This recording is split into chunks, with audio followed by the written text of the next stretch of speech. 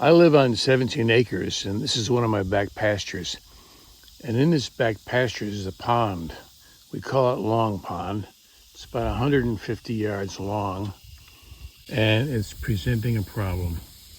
On the back side of the pond is the dam, and the dam is leaking. This is a shot of the pond. Really pretty. A lot of fish in it. Turtles.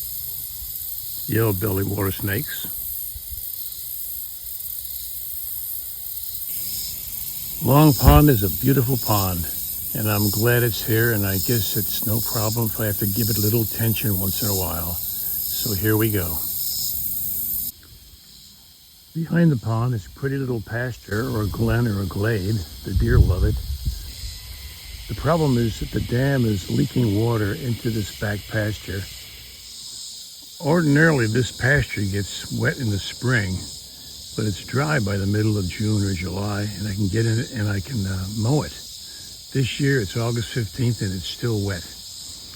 And so, at first, I thought it was just the rain coming in off the hills and filling it up and not evaporating fast enough. But it hasn't rained much, and the water's still down there, which led me to believe the pond is leaking through the dam into the back pasture. So the question is how to diagnose it and how to fix it. For a start, the answer to that question is try to determine where the dam is leaking.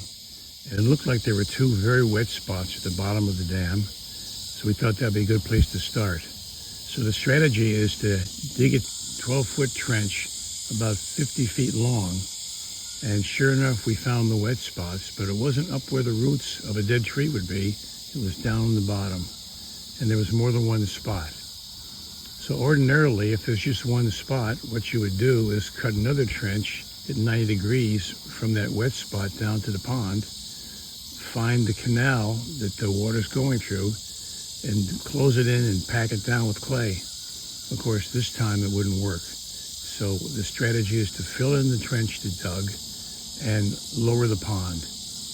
We noticed that when the pond is about 12 to 15 inches low, which it often is in the summertime, everything dries up in the back field, which means it's leaking sort of high on the water line. So the strategy is to just lower the pond. That's the fix. Put a culvert in, lower the pond 12 or 15 inches, and everything should be okay. So that's what we're going to have to do. The pond was built in 1960 by a man that was going to raise catfish, and then he died, and it was in a family for another 20-some years before the previous owner bought it and built the house. And unfortunately, during those years, they allowed trees to grow on the dam, which is not a good idea at all. You never allow that because the roots become canals to create leaks. And at first we thought that was the issue. But he dug a 12-foot ditch, and the roots of the trees only go down 3 feet, and that was all dry. When you go down 12 feet, it starts leaking. So it wasn't the trees after all.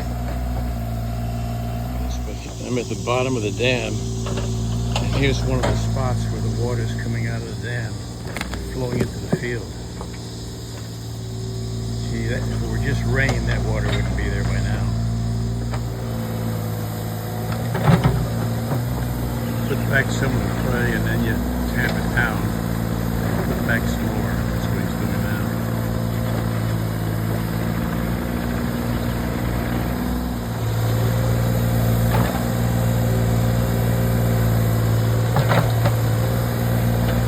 This dam was well built back in 1960. It's all pure clay, there's no junk in it at all.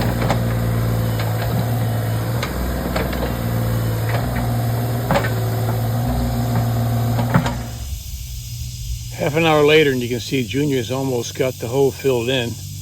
What he does is he scrapes all the dirt in, and then he puts one tread of his machine in there and packs it down.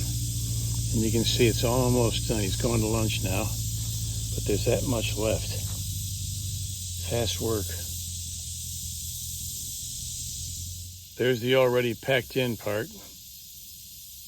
Almost like new, but not quite. I'm at the deep end of the pond on the levee on the end.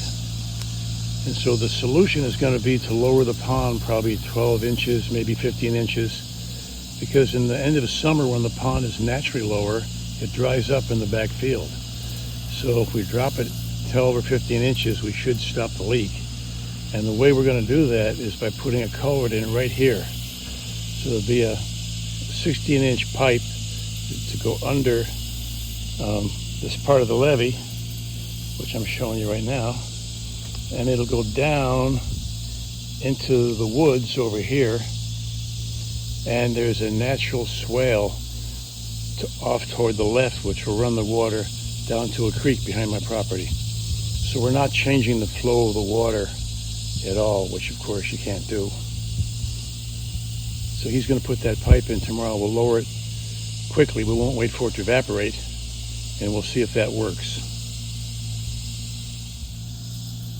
Of course, the trick is when you first put the culvert in and it's in the water 15 inches, there's going to be a lot of water coming through it. So you have to put a screen in front of the culvert to keep the fish from sloshing through. But after that, it'll start flowing once the water gets an inch or two above it, and that won't be a problem. So we'll save the fish with a screen. We have largemouth bass in here, brim, and catfish. And a lot of them do hang out right here at this end because that's where the water is the deepest.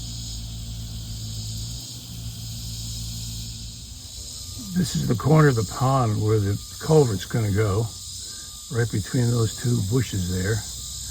We'll see if it works. If it does, that'll be good. And if it doesn't, I guess we'll have to go to Plan C. Wish us luck.